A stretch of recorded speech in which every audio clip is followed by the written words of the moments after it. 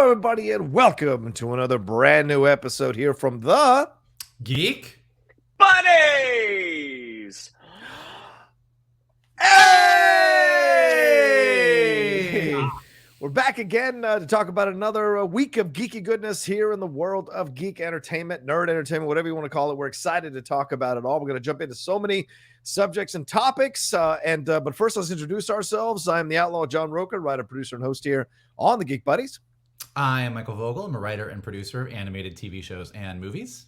And this is Shannon McClung. I'm a television actor and an animation writer. Whereas if you go to my IMDb page right now, I got my first writing credit on there through Strawberry Shortcake. Nice. Hey, you're welcome. Was that you? Was that you? No, I didn't put it on there, but I did hire you, so you're welcome. You're welcome. The page for Strawberry Shortcake came up at the end of last year, and it had Mr. Vogel as the writer for all the episodes. I was like, well, this will get sorted out at some point. That is brilliant. I wasn't aware of any of that, but you know what? It's good. I'll take it. It's great. Thanks, whoever did that. Hey, there's people in the show that I didn't know they were in the show.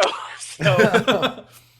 A lot of people. Well, we're going to get into so many things here. We're going to talk about that Grace Randolph tweet talking about the DCU, get into a little bit of Morbius, offer our own tributes to Betty White, the passing of Betty White here, just as we were turning into the year into 2022. And in our main topic here, we're going to talk about and review the Return to Hogwarts Harry Potter 20th anniversary special that is on HBO Max. About an hour and 42 minutes of some fantastic stuff for us to break down, certainly in our main topic. And the way this works, for those of you who are new, each of us brings up a geek news item. We talk about it amongst ourselves, take a quick break, and jump into our main topic. And for those who have been with us on that train ride, we appreciate it madly that you've been hanging out with the Geek Buddies for this long. And of course, we are powered and sponsored by Carbon Health. Big shout out to them for staying on as a sponsor into 2022 of the Outlaw Nation and the Geek Buddies. We appreciate them madly. They are a leading national healthcare provider with a mission to bring high quality healthcare to everyone.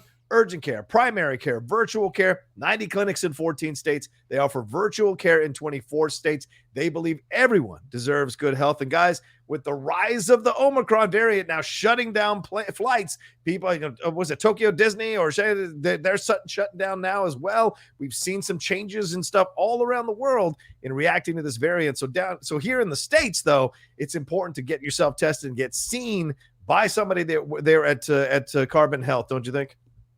I do. I listen, I think we're all going to get the Omicron virus. I think it's like one of the most infectious diseases ever at this point. Like, it's highly contagious. I'm not saying that like doom and gloom. If you're vaccinated and boosted, it means that you're probably going to have about 5 to 7 days at home with a scratchy throat and you're going to isolate. But we should all be aware. And if you are feeling sick, you should make sure that you get a test and you should get it checked out. And if you're feeling like you want to talk to somebody, Carbon Health is there for you. So, hey, it's crazy. It's a crazy world. It's not quite as crazy as it was a year ago. But if we all keep our cool heads and stay vaccinated and boosted, I think we're going to be okay.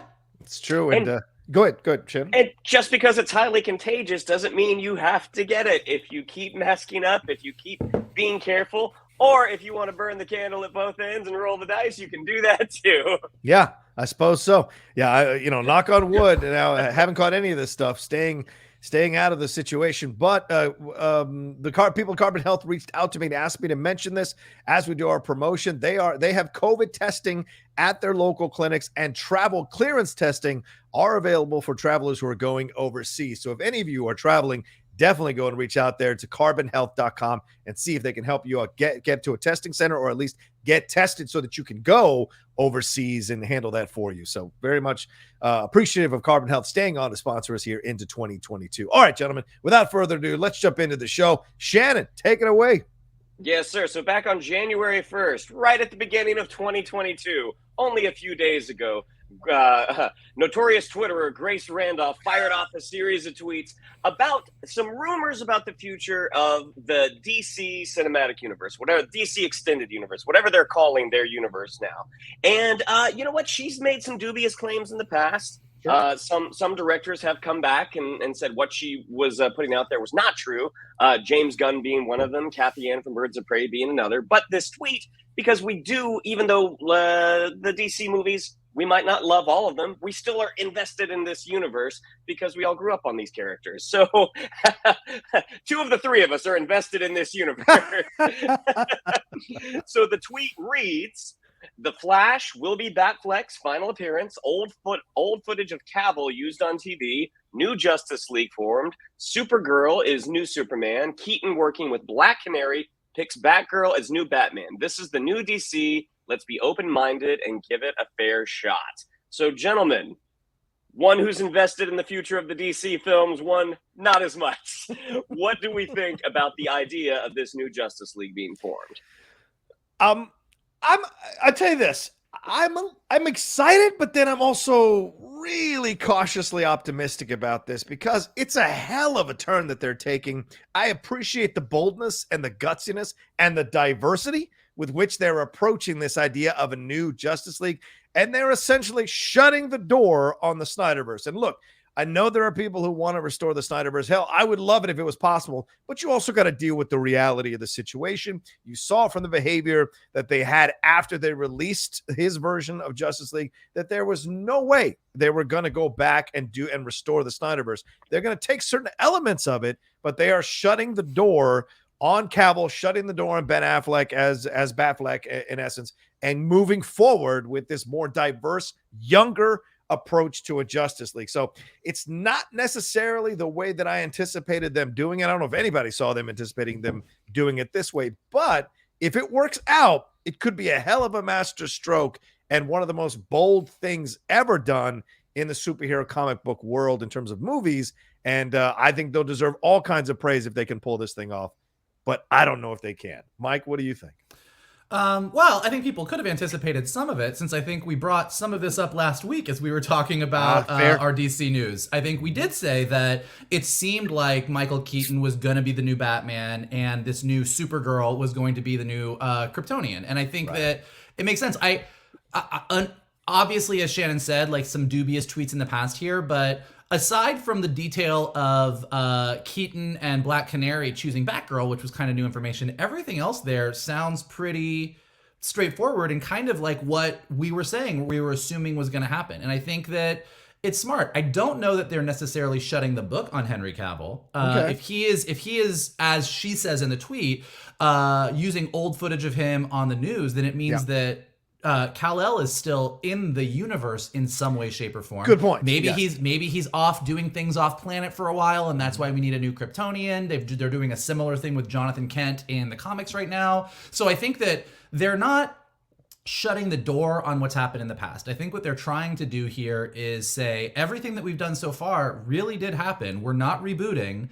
As we said last week, we're going to use this Flashpoint event to sort of reset the stage on some things. Yeah. And I think honestly, as Shannon said, I'm the least invested in the DCEU. I very much love the DC universe. Not the biggest fan on the whole of the DCEU, but this new Supergirl, Keaton coming in as the new Batman, kind of closing the door on Batfleck, Henry Cavill, big question mark, and this idea that Keaton, along with Black Canary, hopefully the current Black Canary that we have from the Birds of Prey movie, kind of choose this new Batgirl or work with this new Batgirl in her movie. That all sounds good. I mean, stories can go one way or the other. A good idea can end up horrible. A bad idea can be executed perfectly. So you never know. But based on everything in these tweets, I'm like, if they do all this and they do it right, I think this could be great. Okay. Yeah. I mean, it's going to be interesting because this is sort of on the outside. This is like Patchwork Justice League. It's like we didn't nail the first team, so now it's like, okay, who do we have that we can use? Everything will become a lot clearer after the Flash comes out, like whether it is this big resetting event that we're all anticipating and hoping, or is it going to be another DC film that doesn't quite deliver and possibly could make an even bigger mess out of things that are not exactly set right now. I did think it was curious that there was no mention of Gal Gadot or Jason Momoa. I think the presumption is that they will be involved in some capacity. Like that would be my presumption. Also, no mention of Zola Maridueña's Blue Beetle, which we found out is not going to be an HBO Max movie anymore. They're going to put it out on the big screen. I mean, look, I know that classic comic book fans, adult comic book fans who are our age, when you say Justice League, there's a very specific idea. Maybe it's what you read in the comics, maybe it's from the Justice League animated series, but there is like a lineup of this is who the Justice League should be. And look, I think we got sort of that with Zack Snyder's Justice League. Yeah. That is clearly not where we're going. But honestly, if they do a really great job telling this story, and you have in the history of the DCEU that the Justice League came together and stopped Darkseid in the way that they did, and that there's this new team that's formed, probably with Wonder Woman as the lead, as one of the most senior, most powerful members, but with Keaton coming in from another universe, being a Batman who has been around the block a few times, with a really super-powered younger Kryptonian who maybe is a bit more impetuous, like wherever they go with it, throw in Blue Beetle in there, like if they do it right, a movie with a Justice League that's a Supergirl, Keaton Batman, Wonder Woman, Aquaman, Blue Beetle, whoever else you throw in there, I'd be super down for that. Like, I think that does sound interesting. It definitely sounds like a more diverse Justice League. Yes. And throw in a couple other really great characters in there, and I think you would have a win. Yeah, and I think the people complaining, complaining about, oh, you're changing the ethnicity, you're changing the color of my superhero characters. Nobody gives a fuck. I hate to break it to you. Nobody in the executive land gives a fuck. They see the writing on the wall, and the diversity is what's winning the day. And you can, go on your boards and go crazy with the go woke, go broke crap, but it doesn't matter because they're going to go forward with this. And people are going to go watch their movies if they're good. That's all that fucking matters, is if the movies are good. And if they go this route and they take a bold stroke like this and make a more diverse Justice League and make it work and deliver good movies, then those people crying about the fact that these people aren't the same ethnicity that they remember for their characters or their heroes growing up are going to be way out in the distance, lost in the wind with their voices. And it's not going to matter. Now, if they fumble the ball, they mess up, then more people might grow louder. There might be more people that kind of glom onto that and use that criticism to form the basis of their own criticism of the fact that it isn't working. So it's a hell of a bold move, I have to say. And Grace followed up by saying about Henry Cavill and about Ben Affleck. She said Ben Affleck doesn't want to come back. This was 3 days later after the initial tweet that Shannon just read. Said Henry Cavill ain't getting invited back for reasons I've already told you countless times that are as much on him as WB. That's curious. And you guys are hoping for something that is an impossibility. You've got to move on. There's no way that's going to happen. And she said, the final thing I'm going to say is there are some whose entire identity is wrapped up in the SnyderVerse hype, so they'll never let it go, never stop giving you hope, but for very wrong reasons. You don't have to like or support the new DCEU, but you should realize what's happening. So just kind of trying to get people to see that this is going to go forward. And even Ezra chimed in and said, the SnyderVerse is not dead necessarily, but that's not where we're going. So what happened, as Michael said, is still a part of the equation. It's not the main focus of the equation anymore. And look, they had to break away from this stuff. They want to walk their own path. And if we're really fans, we have to create some space to let them walk their own path and see what the results are. Well, and the other thing to keep in mind, the other thing to keep in mind with all of this is that we're in a whole new era of superhero-ness right now. Like with Flashpoint coming out and with Spider-Man No Way Home just coming out, and with Doctor Strange and the Multiverse of Madness on the horizon, we've now reached the point where nothing is impossible. Right. Like we might very likely get a Spider-Man 3 with Andrew Garfield. Like nothing is impossible anymore, because with a multiverse, you can literally do anything. Right. So this new Justice League comes along. Let's just say it works. Let's be optimistic and cross our fingers for the DCEU. I'm rooting for you guys. I am rooting for you. Let's do this. And let's say they nail it and we all love this new Justice League. Yeah. There is no reason, I'm going to say something that I don't want to happen, but I'll give it to you anyways. There is no reason that Batfleck from the dark future at the end of Zack Snyder's Justice League and Deathstroke can't show up in a Days of Future Past way down the line and say, we came back from a bad future because we have to prevent this from happening. You have to stop the Joker from doing this, or Lex, like you can literally do it. This happens in comic books all the time. So this whole idea that one thing is dead and we're replacing this, like, anybody can show up. We just had Tobey Maguire, Andrew Garfield, and Tom Holland swinging around the Statue of Liberty. Anything is possible if they get it right and nail the storytelling. Yeah. Spoiler alert. Spoiler alert. Really? After $1 billion, I feel like, you know.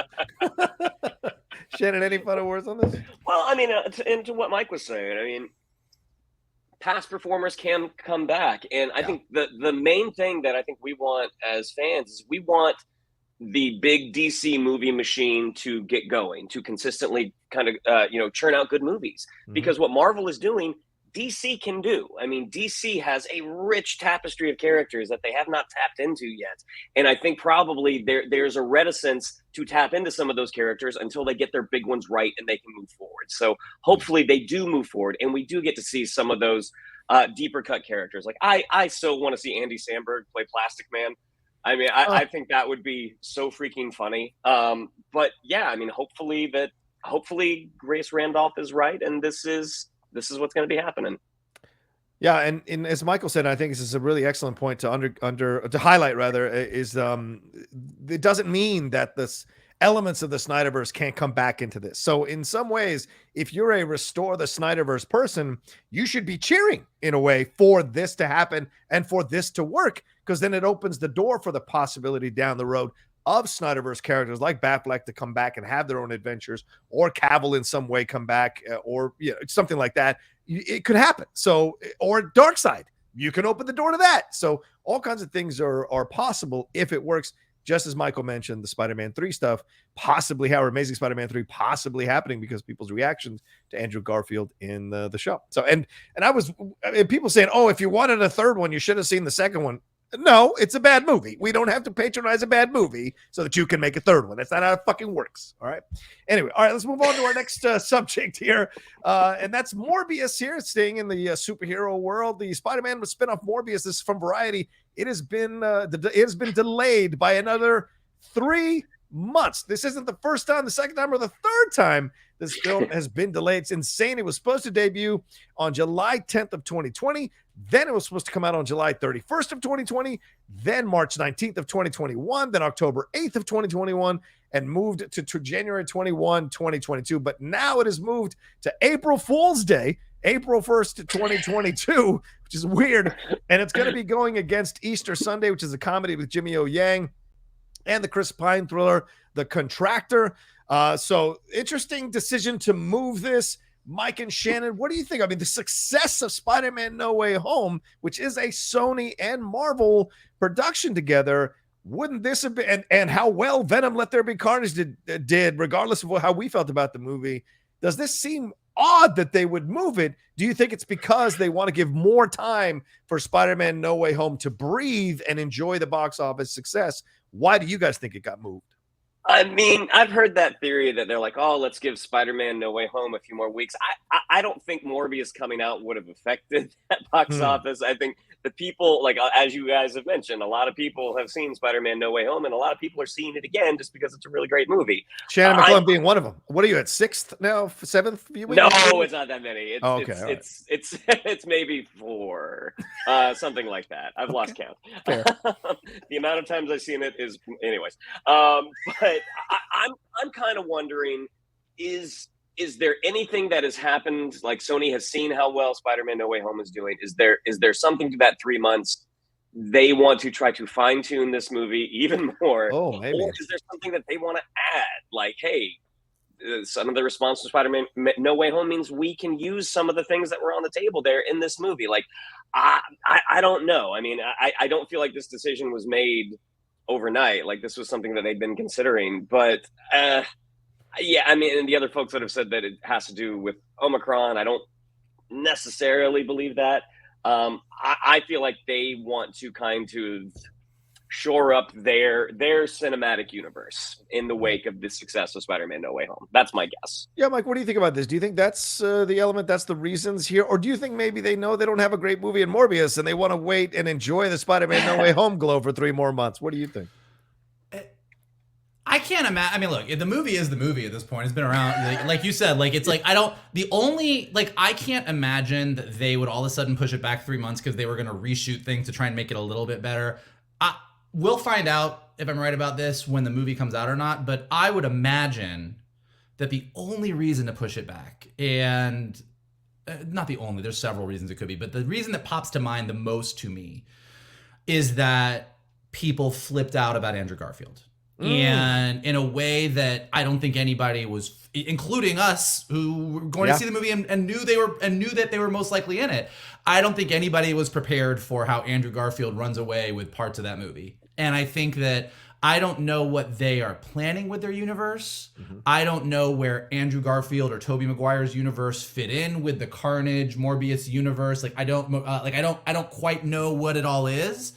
We know from seeing that trailer that there is some kind of Spider-Man because we see a poster with a murderer on it. You know, so there's been a lot of questions from the very beginning of that trailer about, well, where does this exist in the big scheme of things? If I were Sony and I saw how everyone reacted to Spider-Man No Way Home, I would be like, let's do a post-credit scene with Andrew Garfield. Let's incorporate that in some way. Let's somehow tie this success into this. We need to push this 3 months so that we can get this post-credit scene in, or we can get this 2-minute scene that makes it clear. Like, that would be what I would do if I was Sony. I would be like, let's get in front of this now and make that a part of this, where maybe it wasn't as much before, or maybe it was lightly implied, but we weren't sure and they were hedging their bets, and now they're like, let's go full. That would be my gut instinct. I have no insider knowledge that is true. I could be 1000% wrong, and it's just a shit movie, and they're like, let's just push it down the way a little bit. But I mean, to me, that seems like if I were an executive and I saw the response to No Way Home, that's one of those like, I know this is going to suck if we push it again, but that would be worth the push. Yeah, interesting. Yeah, I'm curious, and you know, it doesn't mean that it won't make money. It doesn't mean that it won't. I mean, Carnage was pushed, or Venom was pushed a number of times as well. This is a weird world. Pushed now. It off a cliff. Yeah, well, there you go. It's a weird world with all the changes and the variants. Take that, Carnage.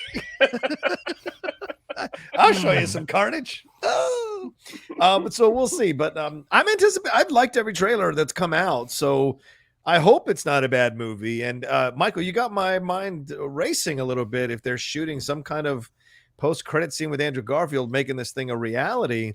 And just because Tom Holland might be signing a new deal with Sony/Marvel, it doesn't mean that they can't bring back their own Spider-Man. A lot of people were hoping for Miles Morales, and certainly there was allusion to it in Spider-Man No Way Home. But you've got two ready-made Spider-Man right now that could slide in Andrew Garfield and Tobey Maguire to mess around with, that could just easily slide on in there and become the main Spider-Man in a new approach to his version of Spider-Man that could work with these characters. So you never know. Yeah, and I'll be really clear. Like, I don't want Sony touching Miles Morales without Marvel.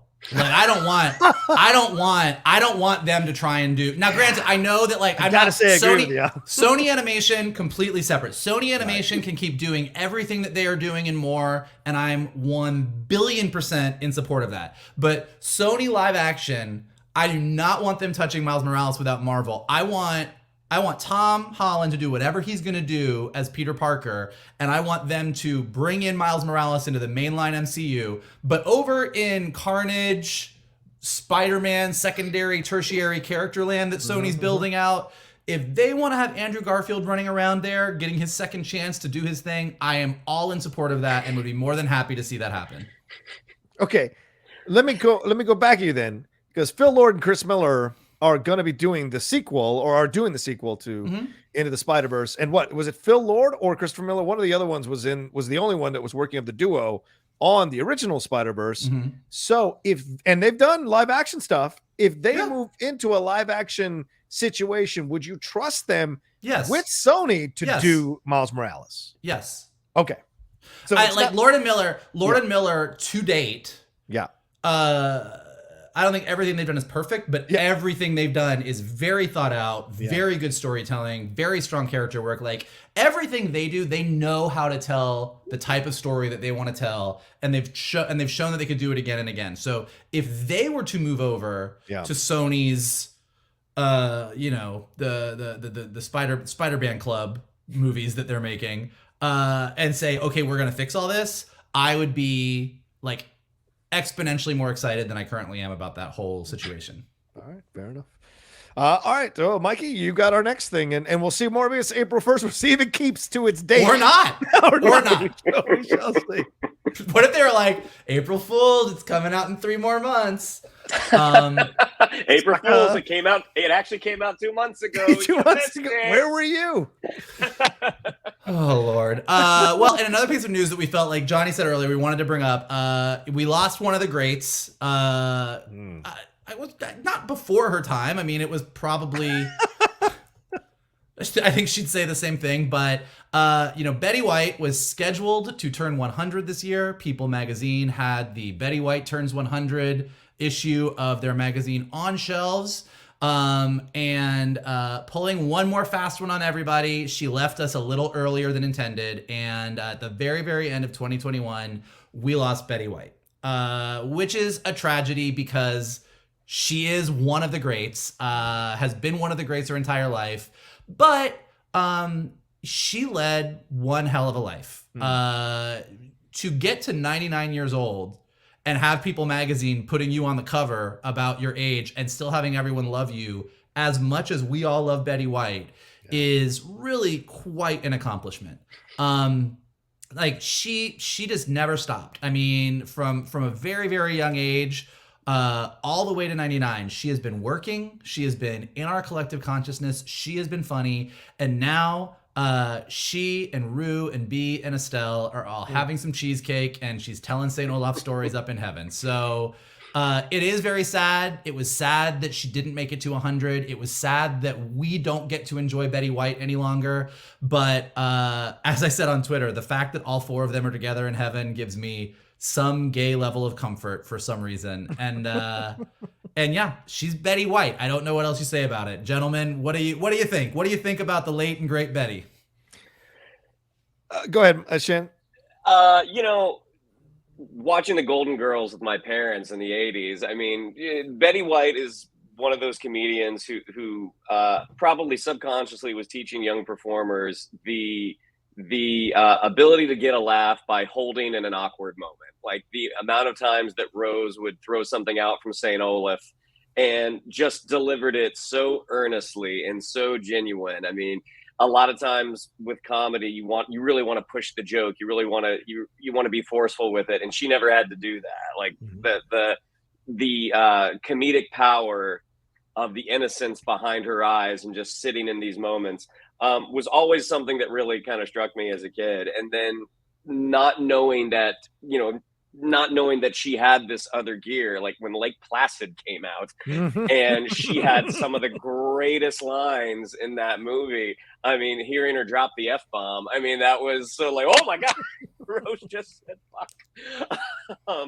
And just watching how she got to have this resurgence in her career on, I know there are many compilations out there right now, but they had one from Hot in Cleveland where it was a blooper reel and it was all her. And watching her go and watching all of the kind of younger performers around her, younger in comparison to her, the younger performers with her, cracking up at what she was able to do repeatedly, it was always just something incredible to see. And the fact that she made it to December 31st in 2021, yeah, I mean, she led a remarkable career. So, yeah, and the thing you sometimes can be guilty of is that you just see the performer on the screen, and you're like, I know that person. I'm a champion of that person. I discovered her in Golden Girls or back in the other 70s sitcoms that she was a part of. But the thing is, doing some more, reading some of the tributes for her, and I didn't know this stuff in her past. I didn't know that she had advocated for women directors back in the 1950s on her own show, The Betty White Show. This was not done. And then she cast an African-American man, a tap dancer, Arthur Duncan, as a series regular, again in the 50s. Southern stations were refusing to air the show. They were threatening to not air the show if she cast this man in the character, and she did it anyway. And in fact, even after their opposition, she featured him even more highly in the show as a way of being like, F you. And of course, the Golden Girls dealing with LGBTQ issues right front and foremost there in the 80s. I mean, I went back and we watched a few of those episodes the other night with the Lady Outlaw, and she loves that show. It's her ringtone. So to sit there watching some of those shows and seeing how overtly they speak about and how like casually they speak about this stuff, it was so great to see. And you forget, because we've become so hyper scared of everything nowadays, you forget how we used to just be able to confront this stuff. Yes, understand that progress, being progressive, is the right move here. She was one of those people that was able to do it, and she did it overcoming failures. The Betty White Show didn't end up doing so well. She packed it in, repackaged herself, went back in. She didn't quit. She was a fighter. She wasn't just a funny woman and a cute woman and whatever. She was a fighter, and she believed in herself, and she took the hits, and she kept going. And I think there's a thing out there too about her first husband not believing in her dreams, not believing in what she wanted to accomplish. Ditched that guy and went forward doing what she wanted to do. She didn't have kids, so she had ideas of what she wanted to do, and she did it her way up until 99 years old, ladies and gentlemen. And especially in an industry that does not necessarily favor women who get older, she was able to persevere and endure. And for that, she deserves all our love and all our tributes, and for making us laugh for decades, man, for decades. Yeah, I mean, I think that what you say is important, because I think that, look, there's a lot of people, celebrities, comedians, entertainers, who are very funny, and we appreciate how funny they are, and they make us laugh, but they're not beloved. Yeah. Right. And that's fine. Not everybody has to be beloved, but oftentimes it's because maybe what we don't see behind the scenes, maybe it's their coworkers or people they've worked with are like, yeah, they're funny, but they're not like the greatest person in the world. And from what all the tributes are and from what everybody says about Betty White, she actually was that good. To John's point, the stuff that she did behind the scenes, just in fighting for rights, huge animal activist, right? Yes. And just an all-around great person. And everybody who worked with her loved working with her. And she was one of those people that just led a life of joy. She always did what she wanted to do. To John's point, she didn't let failure or disappointment stop her. She kept doing what she loved. She kept being hilarious. She kept making people laugh. She's super funny. Like that clip that was going around about the St. Olaf herring circus, where you can see B. Arthur and Rue McClanahan absolutely cracking up, because all three of them, who are amazing, amazing comedians, they're all trying to one-up each other. And Betty White is just dead straight-faced, and like they can't even handle it. She was just boom, boom. She was always that funny. There's an old clip of when Joan Rivers was hosting, when Joan Rivers was doing a talk show, and Betty White goes on, and the two of them just giving each other shade left and right. Like, she was always that funny. She was always that good. And so, yeah, the world is a little bit less funnier now in 2022 without Betty White in it. But you know what? She gave us a good run. And I think now it's up to us to carry that on. And so, as I saw in a meme that I quite enjoyed, in a world of Karens, be a Betty. That's actually damn good. I love that. Well, the late great Betty White leaving us at 99 years old, but of course leaving a legacy and some lessons for every generation to I hope and learn. Yeah. I hope that I make it to 99 kicking like that and just go peacefully in my sleep in Brentwood. Like that really is like she lived up to the very last moment, went to bed and said, I'm out. Yeah. Let's go. Stairway to heaven. Let's do it. Respect. I'm good at 70. All right. Well, let's jump into our break here, and then we're gonna go into our main topic here and do our review and a spoiler review of the Return to Hogwarts 20th anniversary special of Harry Potter that was on HBO Max. We'll be right back after this. Do do do do do do do do do do do do. I mean, that was a gimme. I know, right? I mean, there were other themes that we could have grabbed. Other I would have gotten there, but the break was short. Yeah, fair. Well, let's talk about this. This came out just a couple days ago, or just a few days ago, rather, as we crossed over into 2022. This fantastic hour and 42-minute special that HBO Max did, and spared no expense in bringing a majority of the cast members back here to talk about their experiences, setting these interviews on all these old school Harry Potter sets, building all the things they built, shooting sequences on the platform of 9 3/4, all through Diagon Alley into Ollivanders. We had Daniel Radcliffe, we had Rupert Grint, we had Emma Watson come back, but we also had Robbie Coltrane and Gary Oldman, Helena Bonham Carter. We had Chris Columbus, we had Alfonso Cuarón, we had David Yates. We had so many people come back to be a part of this thing. Jason Isaacs, Tom Felton, so many. Ginny I forget her name, the actress who plays Ginny, Bonnie Wright, I think is her name. All of them, Luna Lovegood, the actress who plays Luna Lovegood, all of them coming back to talk about their experiences now 20 years later. And I have to say, right off the bat, to me, this was a wonderful thing to experience. Having worked in that Wizarding World of Harry Potter land, you really get an idea of how important this franchise is to so many people. And by osmosis, I took that on playing that character, the Wand Keeper. So watching this special just made me relive those feelings and those emotions all over again, plus enjoying the back half of the movies as much as I did. So, gentlemen, what did you all think about this special? What did you feel about it as you were watching it? What stood out to you? I mean, I love an HBO Max reunion special. Yeah. I mean, following on the heels of Friends. This one was so much more impactful just because, most of the cast were kids, and watching how they have grown up and how they've changed over the last 20 years. The movies themselves, like, I love the books. The movies themselves, I never thought they fully encapsulated the magic of those books, except for 3. And this is a very unpopular opinion, but parts of 4, like, I thought Goblet of Fire, I know it's very unpopular. I think Goblet of Fire, there's some of the best Potter moments in that story. Oh, but then Shannon, it is Order of the Phoenix, man. Come on. It is Goblet of Fire for dummies. I mean, it is a Cliff Notes movie, but I think the notes that they hit are great. I mean, I know I'm used to it.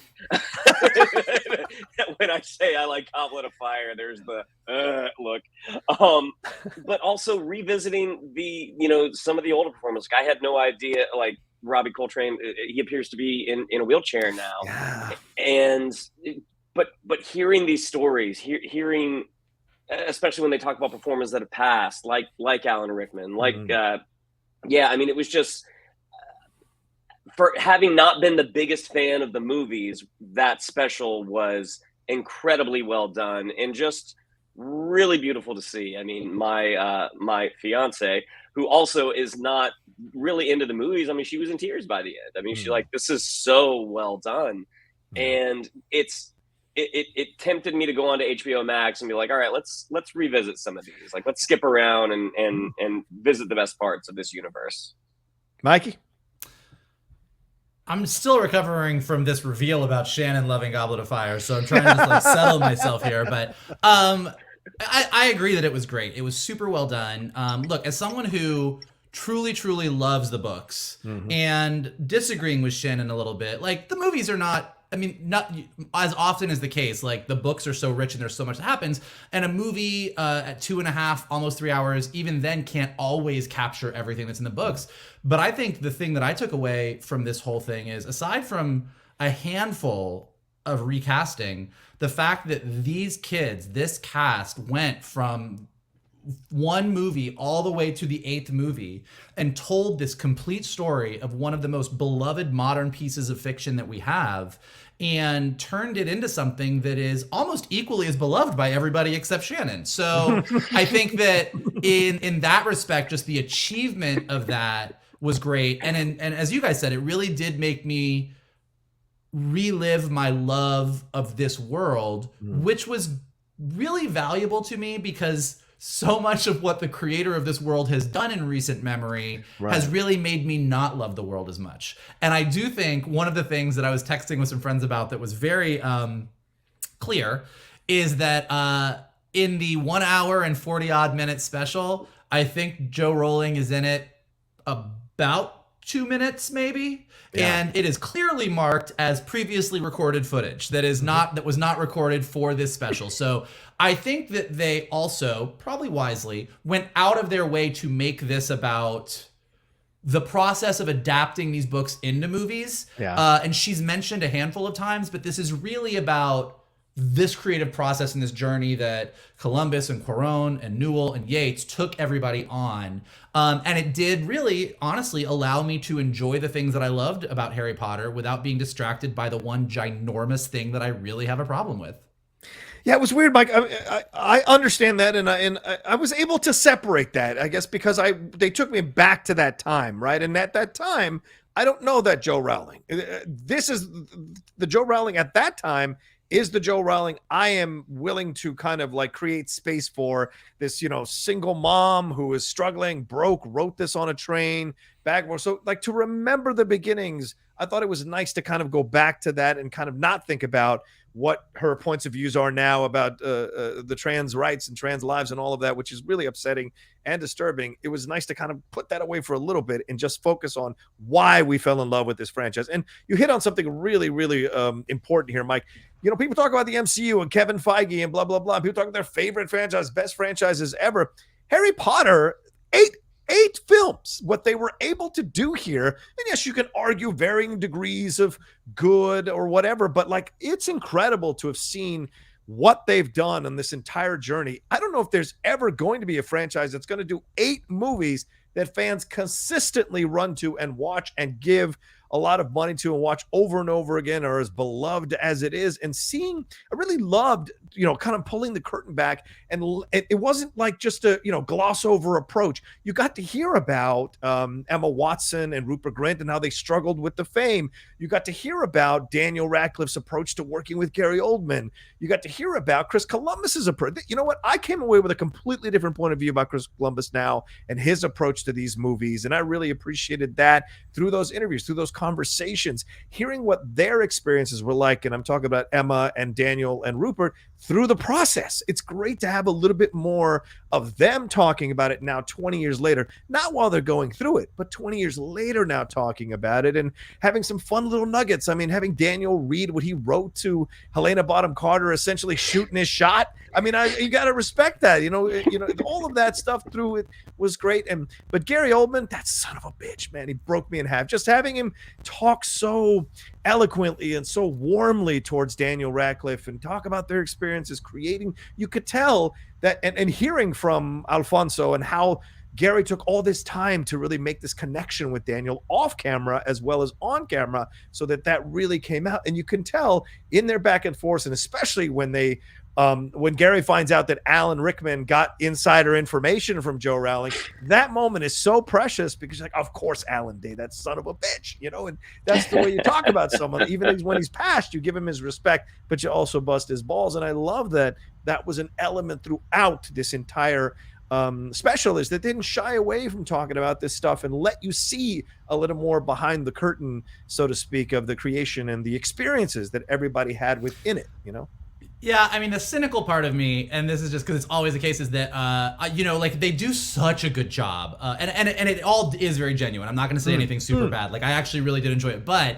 as I was watching it, you have these great moments of like, the 3 of them, like Emma and Rupert and Daniel, like sitting in the Gryffindor common room and just shooting the shit about their memories. And because I've been on sets where you're doing like behind the scenes stuff, whatever, that there's like just out of sight is like, not just the director of this piece, but like 30 publicists and PR people and somebody being like, all right, we need to do the bit about people who have passed on. So why don't you talk about heart? So like there is a level of this is being produced. So it's not like they just like sat everybody in a room and said, yeah, why don't you talk about it? What it's like. So everything that they're hitting is we want to talk about this stuff. Right. But I think even within that, the sincerity that you get out of them about the things that they talked about and the emotion and the excitement. And I think like, what's hard to remember about that time is that when they were cast, they were at the age that they were just as excited about Harry Potter as all of us were. Like like when Chris Columbus talks about all these kids getting cast and running around on set at Hogwarts and how it was like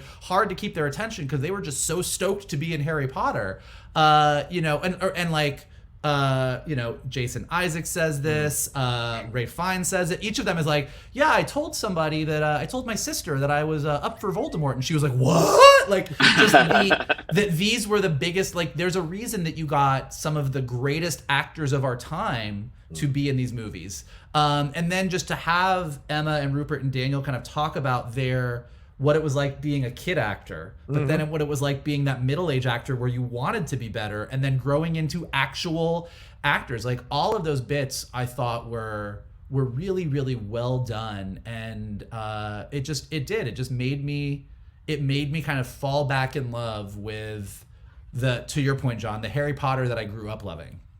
Yeah. And you see how many people were involved in creating this, 8 film journey. I thought it was the craziest thing when Jason Isaacs revealed that he had read for Gilderoy Lockhart. I was like, what? I could see that. Jason's played those comedic beats. I mean, I think Isaacs is one of the best performers out there. It always surprises me that he's not found the vehicle to take him to superstar level, because I think he's just such a brilliant performer. But the idea that he was up for Gilderoy Lockhart, and in the midst of the audition, like, hey, read this instead. Like, we know you play the heavy in almost everything. Read this one too. And then finding out that the crush that Emma Watson had on Tom Felton. Yeah.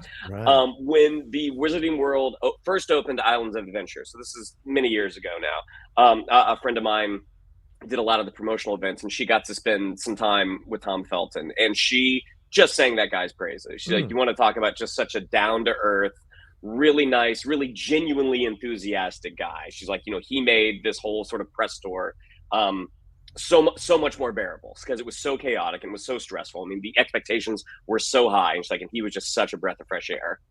That's awesome. And I mean, and as Johnny mentioned, like, I already knew this fact, but every time anybody talks about it, I think is great, is the fact that for years, Alan Rickman was the only other person in the world that knew what was going on with Snape. Like, this is a fact that always gives me so much joy, that as everyone was going through these movies, and as we were still experiencing the books, like, because like there was that overlap where, like, in 5, 6, and 7, the books were coming out, and we already had the movies and the soundtracks and everything else, that we're all like, why is Snape the way he is? Is Snape good? Is he bad? Is he a Death Eater? Is he this? And that he knew about Lily Potter. He knew about his Patronus. He knew why he hated Harry so much, but why he was still, like, he knew all of these things, and the directors didn't know. And like, they'd be like, do this, and he would be like, no, I can't tell you why, but I'm not doing that. Like, that fact makes me love Alan Rickman so much, and just love Snape so much. It just makes me love it, because that was like one of the great reveals. Like, that whole backstory of Snape is one of the greatest things. I will say also really quickly that watching this, particularly when Alfonso Cuarón is talking about shooting the scene in the Shrieking Shack with David Thewlis and Gary Oldman and Alan Rickman and the kids and everybody in it. I actually went back and rewatched that scene of Azkaban, because it's one of my favorite scenes in all 8 movies. HBO Max, please just do a fucking Marauders show. I don't care about the Fantastic Beasts. I don't care about what happens with that. I think you're not going to tell me the Dumbledore Grindelwald story I really want, but please give me a story about Peter Pettigrew, Sirius Black, James Potter, Lupin, thank you, Snape and Lily at Hogwarts. Like, I want it. I need it. Everybody will watch it. Please, just make this fucking show. Yeah, and seeing the clips from the movies, I thought was so great, and it made me want to buy them all in 4K, because I mean, clearly they've cleaned those things up. Not that they needed that much cleaning up, but seeing that scene that you mentioning, Michael, that looked gorgeous in the special, and made me want to watch that scene all over, watch the whole movie all over again, because it's been a bit since I watched it. I may be revisiting them for the channel, having some fun. Maybe we'll do something if we feel like it, and mess around with it. But like, it's great to kind of walk back in, but then also seeing the clips of them shooting stuff, the test screenings, the stuff behind the scenes, being on set, and the interactions with them all on set. I thought that was nice to watch all of that, so you get an idea of how of what a massive production this actually was. And Chris Columbus saying how like the first one I was scared out of my mind, and then after it did so well, then I felt like I was on easy street. And I do kind of, it's interesting when they gloss over how he didn't come back for the third one. I think it was very clear, like they wanted to move into a new direction. Cuarón was the decision. The kids are getting older. We need something darker. And they didn't want to. So I don't know if, was it Columbus's decision to leave? Is that the narrative? Or was it that they felt that they wanted to go in a direction? So they moved him off? Like, what's the story here? I didn't know that. I don't know for sure, but I mean, look, I don't think that anybody was unhappy with the box office. You're right, true. Fair point. Chamber of Secrets. Sorcerer's Stone or Chamber of Secrets. Yeah. So I don't know that they would be like, oh, we clearly need to go in a different direction. Like they clearly had a good thing going. So I don't know.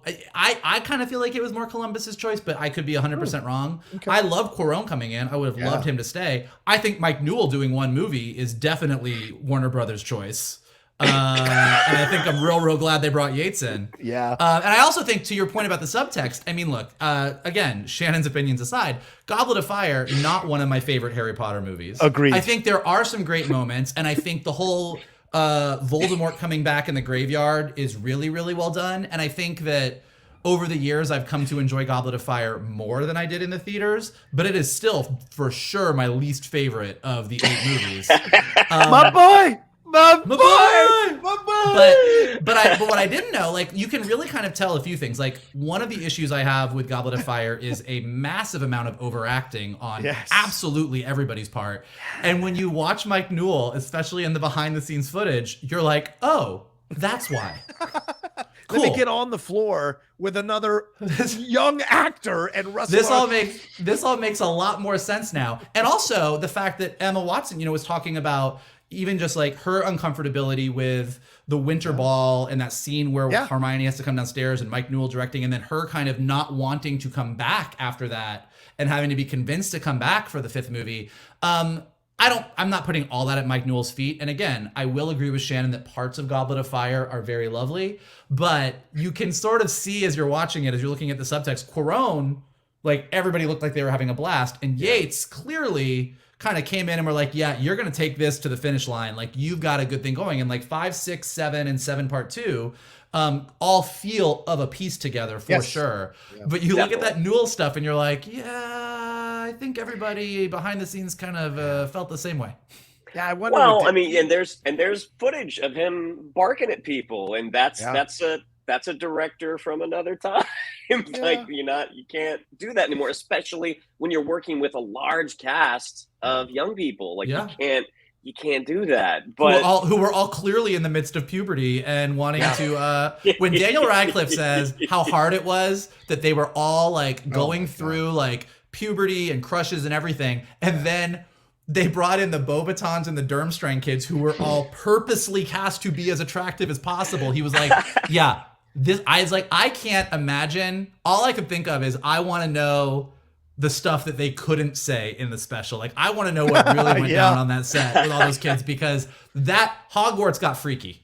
Hogwarts got freaky. I mean, what's his face refers to it and says like, we were all just like normally, do things that normal kids do when they're all around each other. So what are the breakups? Who dated who got the drama? Who was sending those texts? I want to know all that stuff. Who was sending Daniel Radcliffe 10 kisses texts? I think it was Ned, and he was like, look, we were doing the same thing that any other kid would do. We were just doing it in Defense Against the Dark Arts. And I was like, that's amazing. I thought it was interesting that they didn't touch on at all the passing of Richard Harris and Michael Gambon coming in. Like, I was like, wow, I wonder why they didn't address that at all. I was going to say, they did touch on his passing, but they didn't touch on Gambon sliding in. That's a good point. Yeah. Mike, sorry.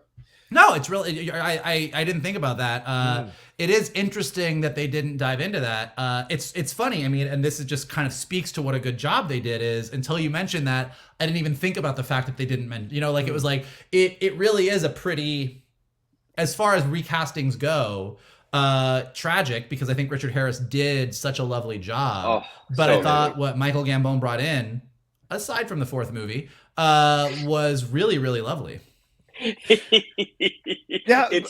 And there was no Brendan Gleeson. I was kind of surprised not to see Brendan Gleeson be a part of this. Julie Walters wasn't a part of this as well, and so there were people that were missing that I would have been very glad to see a few more minutes from, or an extra 20 minutes added to this special to get some more time with them to find out, their experiences on it. I mean, David Tennant also not appearing. David Tennant having a bit of a small part there in Goblet of Fire. So I mean, it was kind of surprising not to have him be a part of this overall as well. But I tell you this, they broke me with the Helen McCrory conversation.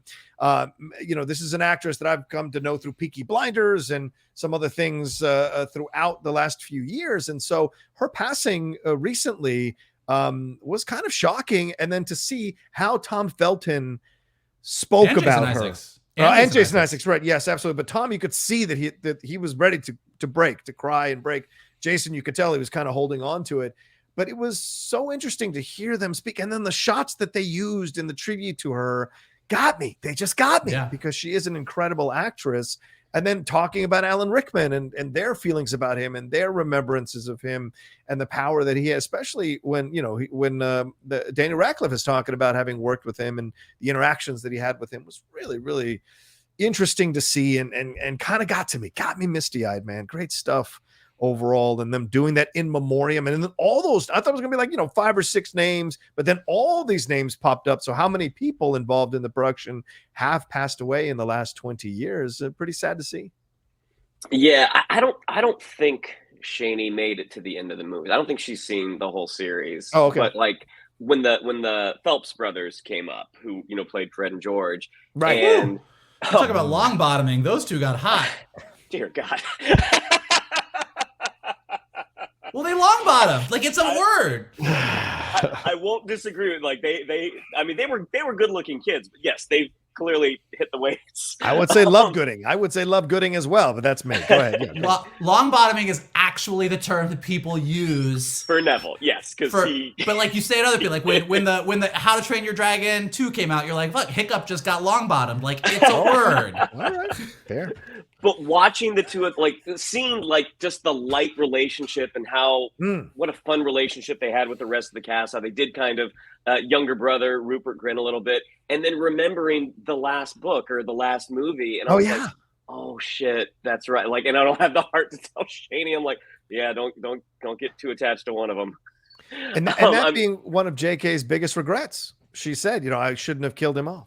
And same thing with Diggory. I think she's had regrets about Diggory as well, because that character could have really paid dividends. Yeah, they didn't get Pattinson to come on and talk about it, this supposedly incredible film from Shannon McClung's point of view. Didn't get let's pump the brakes. or Clemens Poesy to come on and see what it was like to take on the Beauxbatons, and that would have been great to see her point of view on it, and because she endures throughout the movies into the last couple of movies. So there should have been some conversations with both of them as well. But was there anything, as we're wrapping up this review, was there any reveal that surprised you guys at all that you hadn't seen in the behind the scenes or hadn't read about in interviews with them? Was there anything that kind of shocked you to hear about or see?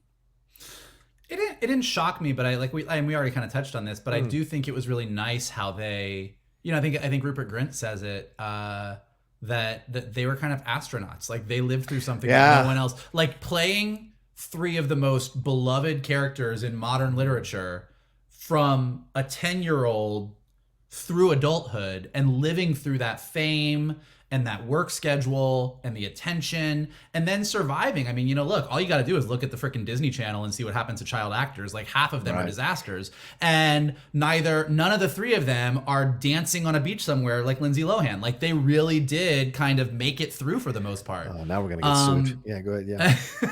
But you know what I mean? But like, I think what I took away from it was just like everybody who grew up on this set kind of came through like relatively unscathed. Mm-hmm. Yeah, and I think Tom Felton does a great job of highlighting Emma Watson's unique experience as kind of the only main girl in the cast until, of course, Ginny Weasley came on. But she was the main girl, and dealing with her growing up. And, you know, they didn't touch on this, but there were a lot of really uncomfortable stuff that was going on in comments on social media, in memes, you know, all that stuff about alluding to her attractiveness, even though she's an underage girl. Like, there was stuff like that was rolling through, and what she had to deal with on a large scale as she's growing up, you know, when they come to that point where she's talking about, I wanted to leave. And Rupert was like, yeah, I kind of had those same thoughts too, the overwhelming nature of it all. But Tom giving her so much credit for her having the strength, the unique strength to come through this and come out the other side. And I think her being an intelligent young actress from the beginning, which Chris Columbus talks about, she was the most intelligent person in the room, no matter what room she was in. You could tell. And her writing that 12 pages for Cuarón for a character story, she's a prepared, intelligent young woman. And now we see her as this damn good actress and also damn good advocate for the things that she believes in. And so it paid dividends, although it must have been very, very difficult to go through that time. It paid dividends in the end by giving her that spine, giving her some steel to go after what she wants to go after. And I mean, it really is kind of cute when you think about like each of their careers. You know, she went on to become this advocate to really like fight for women's rights and fight for feminism, and she's doing a lot of really good stuff. And Daniel Radcliffe seems like he's having a perfectly great career. He's doing a lot of really cool things. And Rupert Grint kind of does a couple things and is kind of doing his own thing and doesn't really seem too concerned about it. Like, they're pretty much Ron, Harry, and Hermioning their way through life. And that's great. That's for sure. I mean, you bringing up the 12-page assignment, like Rupert Grint saying, like, well, I didn't do it. He's like, but that's something Ron would do. He wouldn't do the assignment, and seeing Cuarón be like, okay, touche. Point okay, taken. Ron. But also Robbie Coltrane. Like, Robbie Coltrane, you know, I used to love watching him on screen. I thought he was just such a terrific performer. But the revelation is like, you know, I spent more time with these kids than with my own kids. And you think about the fact that they did so much in a really sort of not compromised, but a truncated amount of time, a concentrated amount of time. Yeah. And thinking like, I mean, it wasn't just the kids on this schedule. It was also the adults who do have families, do have children of their own. And I mean, it was just, as I love Robbie Coltrane. I hated to see that he's gotten old, like everybody does.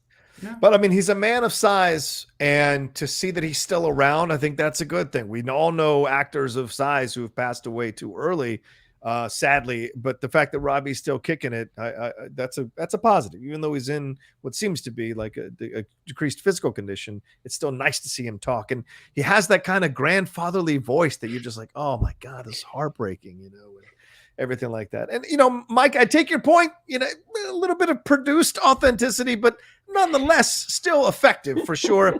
I don't know if they're acting when they're seeing each other for the first time and giving each other big hugs and stuff like that. I would hope to think that they weren't, but they probably were. I mean, it was still nice to see it. It was still nice to see it. Yeah. I don't say it in a bad way. No, I know. Everything is produced. Like, it is what it is. But yeah, I think they did a very good job of producing it. Yeah, I agree. 1,000%. 1,000%. And giving credit to everybody. And I think the last thing that I'll say about it is just touching on the J.K. Rowling of it all is like, I think that it kind of just gave me hope for the future of Harry Potter. And by that, I mean, look, and again, some people who are listening to us think there's nothing wrong with J.K. Rowling. Some people are not going to support anything Harry Potter because they don't want to support J.K. Rowling. And everyone is free to live their fandoms however they want to live their fandoms. Absolutely. But for me, it made me realize that Harry Potter as a world and Harry Potter as something that has meant so much to so many people is bigger than J.K. Rowling in the same way that Star Wars is bigger than George Lucas at this point. Like she might have created this world, but the fans and the directors and the set designers and the actors and everybody who have weighed in on this world have made it so much more than what it was. And I think that the world is going to continue long after J.K. Rowling does. And I look forward to being able to support the parts of this universe that are inclusive, that are the Hogwarts and the Wizarding World that I believe in. And hopefully that Wizarding World continuing on long before somebody with outdated ideas does and becomes even more inclusive. So it just, the feelings that this special gave me made me feel like Harry Potter will live on and the Wizarding World will thrive and be stronger despite some things that I find pretty much not to my liking. Yeah, agreed. Yeah, it was nice to go back and remember and seeing all those lines and seeing, and Robbie Coltrane saying how it kind of inspired kids to read again.